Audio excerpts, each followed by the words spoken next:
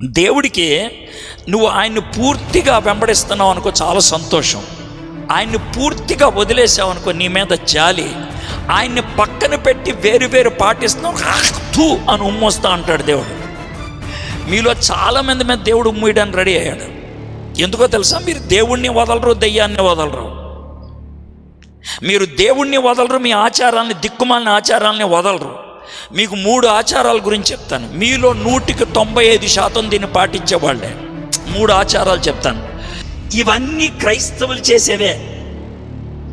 వాస్తు, కులం, మంచి గడియ, శుభ గడియ, ఇవన్నీ క్రైస్తవ్యం నుంచి వచ్చింది కాదు, బైబిల్ నుంచి వచ్చింది కాదు.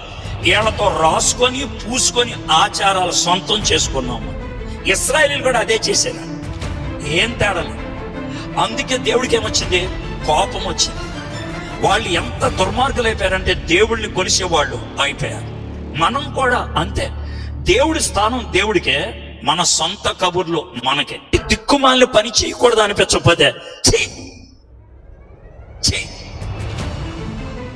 తగంటే ఎవరు చెప్పండి.